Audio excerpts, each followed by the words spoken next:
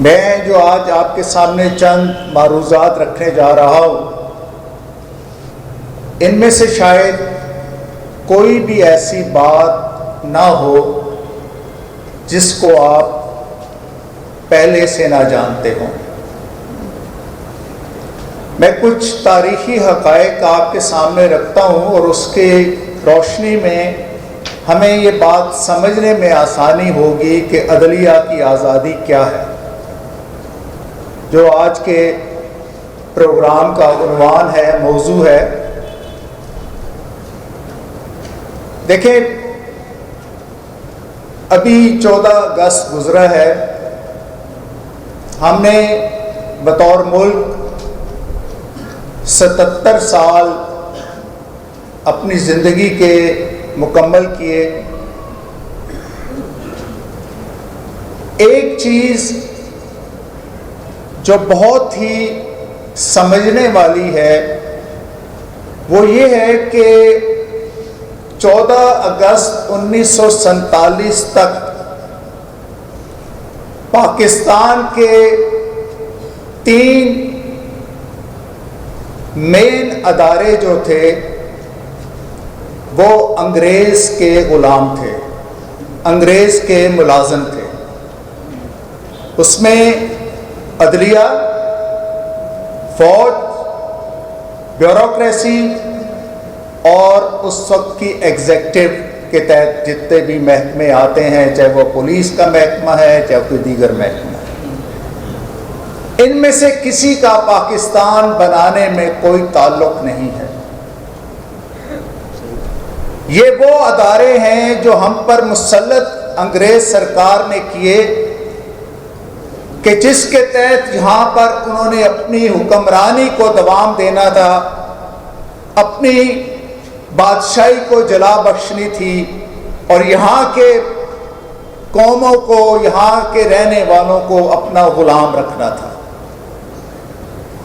ایک دوسری تاریخی حقیقت آپ اگر دیکھیں کہ 1947 سے لے کر آج 2024 تک پاکستان کے اوپر بالواسطہ یا بلا واسطہ طور پر صرف 2 اداروں نے حکومت کی ہے۔ ان میں سے پہلا ادارہ PMA کاکول اور دوسرا ادارہ HSN کالج لاہور ہے۔ آمریت ہو تو سول سائٹس کے چہرے چاہیے ہوں تو HSN کالج کی طرف دیکھا جاتا ہے، اور اگر سیاسی دور ہو تو پھر بھی اسی کی طرف دیکھا جاتا ہے۔ یہ HSN کالج کی جو مٹی ہے، اس کا جو خمیر ہے، وہ اس بنیاد پر اٹھایا گیا، کھڑا کیا گیا کہ اس سے تیار کردہ لوگ ہم نے گوروں کی بہاف پہ ہمارے اوپر حکمرانی کرنی ہے۔ آج آپ دیکھیں، ہم یہ سمجھتے ہیں کہ 77 سالوں میں ایک ایول نیکسس چلا آ رہا ہے عدلیہ میں اور فوج کے درمیان۔ سویلین دور ہوگا تو تب بھی سٹرنگز کئی اور سے ہلائی جائیں گی، اور اگر فوجی دور ہوگا تو تب تو ظاہر ہے ان کو پھر اپنے وہی غلام چاہیے جو اس نیکسس کو قائم رکھنے والے ہیں۔ لیکن آپ اگر پوری دنیا کے حالات کا جائزہ لیں، تاریخ کے اوراق کو پلٹیں، تو ایک چیز بہت واضح انداز میں سامنے نظر آئے گی کہ آج جو بھی ترقی یافتہ اقوام ہیں، جو بھی ترقی یافتہ ملک ہیں، جن کے اندر کوئی نظام قائم ہے، جن کے اندر کوئی انصاف اور قانون کی بالادستی ہے، وہ بھی اچانک ایک طویل جدوجہد اور لامتنائی قربانیوں کا سلسلہ پیش کر کے وہ آج اس جگہ پہ پہنچے ہیں کہ وہاں پر سسٹم کے ذریعے لوگوں کو انصاف بھی مہیا کیا جاتا ہے اور قانون کی بالادستی بھی ہوتی ہے۔ فرق کیا ہے؟ جب مولوی تمیز الدین کیس میں فیصلہ آیا، آج ہم میں سے، میرے سمیت یہاں بہت سے لوگ ہیں، اگر ان سے پوچھا جائے کہ وہ کیا فیصلہ تھا تو شاید ہم میں سے 80% لوگوں کو معلوم نہیں ہوگا کہ وہ کیا فیصلہ تھا۔ لیکن آج کے اس دور میں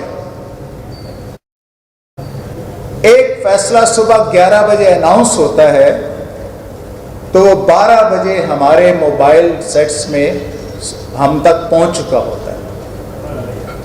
ہم اس کو پڑھتے ہیں، صرف ہم نہیں پڑھتے، ایک باہر ریڈی ہاکر ہے، مزدوری کر کے اپنا رزق کما رہا ہے، وہ بھی اس کو ڈسکس کر رہا ہوتا ہے۔ اور جی اس فیصلے کوئی 2 نمبری تے لگ دی ہے، اے فوجیاں نے آخنے پر کیتا نہیں۔ دس از اے فیکٹ۔ اس لیے میں کہتا ہوں کہ ہم اس شعور کی منزل پہ کے اسٹیج پہ ہیں کہ جہاں پر اب ہمیں چیزوں کے بارے میں معلوم ہو رہا ہے۔ اسٹرانگ بات، صحت مند تنقید اور توانا سول سوسائٹی عدلیہ کی آزادی کو سیکیور کرتے ہیں، پروٹیکٹ کرتے ہیں۔ جب ان میں سے تنقید کرنا ختم ہو جائے گی، مثبت تنقید، فیصلوں پر تنقید، کسی بھی جج کی کردار کشی کی بات نہیں کر رہا، تو اس کا لازمی اثر جج صاحبان کے اوپر بھی پڑتا ہے، اس کا لازمی اثر ان کے فیصلوں میں بھی نظر آتا ہے۔ تو اس لیے میں یہ سمجھتا ہوں کہ پاکستان کی ترقی کا راستہ صرف آزاد عدلیہ سے ہے، اور آزاد عدلیہ میں پھر وہ لوگ جو صاحب کردار ہوں، جن کے حوالے سے کوئی منفی رائے نہ پائی جاتی ہو، جن کا کمپیٹنس لیول بھی بہت بہتر ہو، اور جن کے اندر سب سے بڑھ کے جو چیز ہے وہ اللہ کا خوف ہو۔ جب کسی جج کو یہ احساس ہوتا ہے کہ اب میں 2 فریقین کا معاملہ جب میں ڈیسائیڈ کر رہا ہوں تو میں خود اس وقت براہ راست اللہ تعالیٰ کی عدالت میں پیش ہوں، تو پھر وہ ڈنڈی نہیں مارے گا، پھر وہ سفارش نہیں سنے گا، پھر وہ رشوت نہیں قبول کرے گا، پھر وہ کسی بھی جانب سے دباؤ آئے گا تو اس کو قبول نہیں کرے گا۔ الحمدللہ میں نے 7 سال بطور جج کام کیا، اور میرا اللہ گواہ ہے کہ میں نے یہ کام کر کے دیکھا ہے، اور اللہ کا شکر ہے کہ آج آپ کی طرف سے دی گئی عزت یہ اس کام کی گواہی ہے، اس رول کے اوپر ایک شہادت ہے، اس عمل کے حوالے سے ایک گواہی ہے جو میں نے بطور جج کیا۔ حالات کا جبر، یہ چیزیں سہنی پڑتی ہیں۔ اگر آپ اینٹی سٹیٹس کو ہیں اور اگر آپ سٹیٹس کو توڑنا چاہتے ہیں تو اس کے لیے آپ کو in addition to normal things آپ کو کچھ کرنا پڑتا ہے۔ اگر آپ بس وہی ایک سٹیٹک ہو کے چلیں گے، نوکری کی فکر کریں گے، جج کو کبھی نوکری کی فکر نہیں کرنی چاہیے۔ جتنا آپ کا بلیف ہوگا کہ میرے حصے کا رزق مجھے اللہ تعالیٰ نے دینا ہے، اور یہ چیف جسٹس یا چیف جسٹس آف پاکستان یا دوسرے تیسرے ان میں سے کوئی میرا رزق نہیں چھین سکتا، تو پھر اللہ تعالیٰ آپ کی مدد بھی کرتے ہیں۔ ہم نے وہ دور دیکھا کہ جب آج جو خود اللہ تعالیٰ نے جن کو ریسیونگ اینڈ پہ رکھا ہوا ہے، جو حالات کو فیس کر رہے ہیں، کہ جب اسلام آباد میں کہا یہ جاتا تھا کہ بغیر کسی کے فیض کے وہاں پر چڑیا پر نہیں مار سکتے. اور پھر اللہ نے ان کو کیسا بے فیض کیا.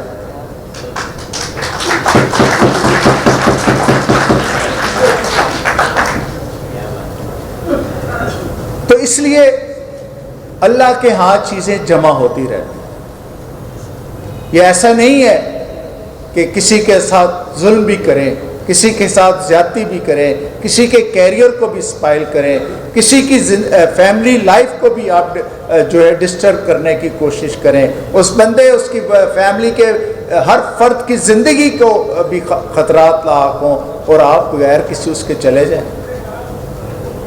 یہ نیکسس ہمیں توڑنا ہے. عدلیہ کی آزادی کے لیے آپ کو ہی رول پلے کرنا ہے, اور وہ رول اسی طریقے سے پلے ہوگا کہ جب ہم یہ طے کر لیں گے کہ اگر فیصلہ میرے خلاف بھی ہوتا ہے لیکن وہ قانون اور آئین کے مطابق ہے تو مجھے اس فیصلے کو ماننا چاہیے. ہمارا المیہ یہ ہے کہ ہم اگر فوج کسی مخصوص وقت میں کسی ایک فرد یا ایک پارٹی کو پروموٹ کرے, اس کے لیے انجینئرنگ کرے, اس کے لیے مینوورنگ کرے, مینیپولیشن کرے, تو اس پارٹی کے لوگ یا اس پارٹی سے وابستہ لوگ کہیں گے اس وقت یہ کام ٹھیک تھا لیکن اب یہ غلط ہو.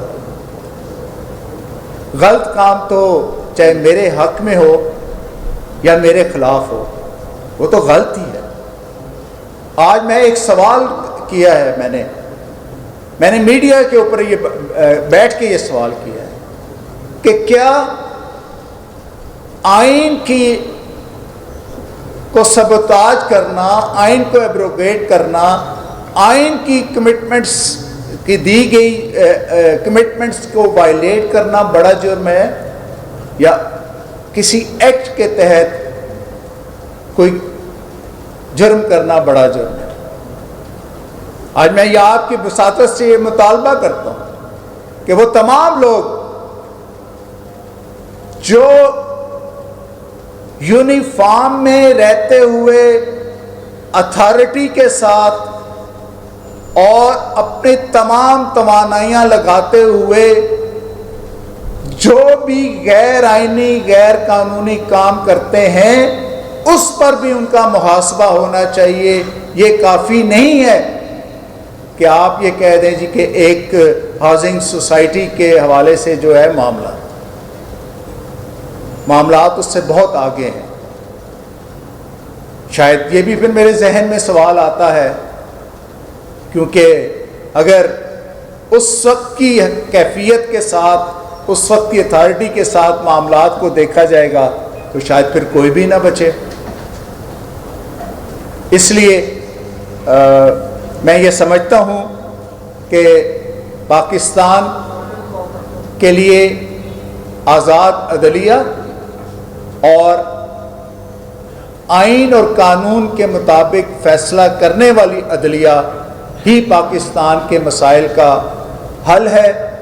آپ کی معاشی ترقی, آپ کا سماجی انصاف, معاشرتی انصاف, یہ سب چیزیں اسی سے حاصل ہوں گی. اور اللہ تعالیٰ سے میں یہ دعا کرتا ہوں کہ اللہ تعالیٰ ہمیں سب کو یہ مشن اچیو کرنے کی توفیق عطا فرمائے اور ہم سب اپنے حصے کا کردار ادا کریں. انصاف فراہم کرنا ریاست کی ذمہ داری ہے اور تمام ممالک کی افواج جو ہیں وہ اس ملک کے جغرافیے کے مطابق ہوتی ہیں. آبادی کے حساب سے فوجوں میں اضافہ نہیں ہوتا. آبادی کے حساب سے 4 چیزیں بنیادی ہوتی ہیں: تعلیم, صحت, انصاف, روزگار. جب آپ کی آبادی کے مطابق آپ اس کی تقسیم کریں گے وسائل کی، تو پھر فیصل آباد میں بھی بینچ بنے گا، باقی جگہ بھی بینچ بنیں گے۔